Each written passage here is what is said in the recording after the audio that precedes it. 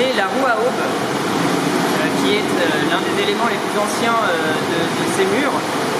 Alors on sait qu'en 1837, il va y avoir une ou plusieurs roues à aube qui vont être installées par 3 associés qui créent une papeterie. Donc il faut une force motrice très importante et le moyen d'obtenir cette force motrice à l'époque, c'est les moulins. Donc c'est la puissance d'une roue à aube. Cette roue à aube est assez importante, elle est assez imposante, elle fait 10 mètres de diamètre et on peut le voir avec ces énormes engrenages qui faisaient fonctionner en fait les appareils pour créer le papier. Donc là par exemple on a le broyeur à bois, puisque forcément le papier à partir du 19e siècle est fabriqué à partir de bois. Avant cela on utilisait des chiffons, on métier de chiffonnier, on laissait macérer du chiffon, on en faisait la pâte, on pressait la pâte et on pouvait ainsi réaliser du papier.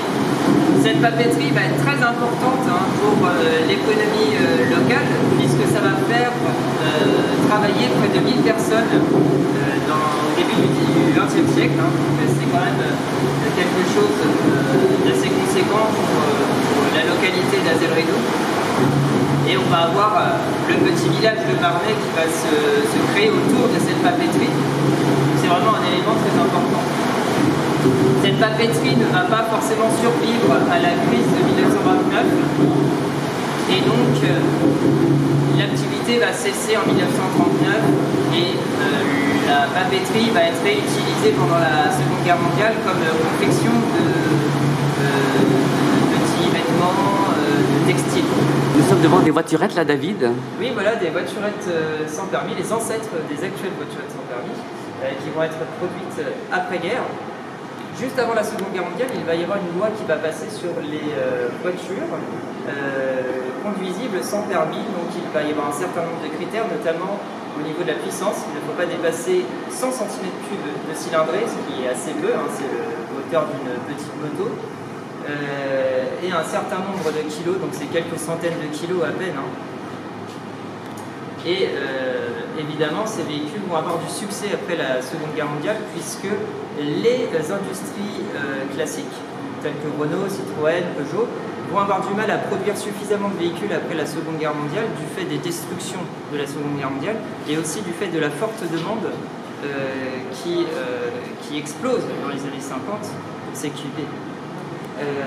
Donc ces véhicules vont avoir du succès. C'était pas forcément des véhicules très bon marché par rapport à une 2 chevaux par exemple. On doit être moins cher évidemment, mais pas beaucoup. Et ces véhicules vont avoir du succès puisque l'attente pour les véhicules classiques tels que des Renault 4 chevaux ou des 2 chevaux est très longue. Là, on peut attendre plusieurs années pour avoir son véhicule.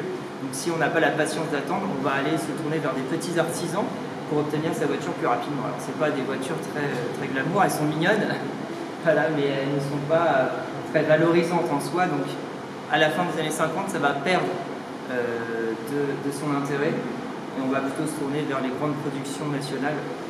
Et puis après il y a le marché de l'occasion qui commence à arriver aussi, donc oui, tout à fait. Les prix vont chuter par rapport à... Il y a toujours les vieilles tractions qui vont perdurer jusque dans les années 60 en véhicule d'occasion, alors ça détonne un petit peu par rapport au DS qui commence à arriver sur le marché. C'est vrai qu'il y a une petite rupture entre l'avant-guerre et l'après-guerre. Et on va appeler ça des voiturettes. Alors vous avez aussi un tricycle derrière, un tricycle Poirier qui était fabriqué à côté de Tours à Fondette. Et c'était bien une voiturette. Dans les publicités d'époque, on appelait ça une voiturette, puisque c'était la possibilité de s'insérer dans le marché de ces véhicules. Alors que la société Poirier fabriquait plutôt des véhicules pour des personnes handicapées. Donc ça a servi pour des personnes handicapées, des mutilés de guerre, pour des curés de campagne. Ça c'est la petite légende de ces véhicules, mais aussi pour des couples, des jeunes couples qui ont besoin de se véhiculer. Donc ça va avoir aussi son succès dans les années 50. Il va y en avoir à peu près un peu plus de 2000 exemplaires de produits au cours des années 50.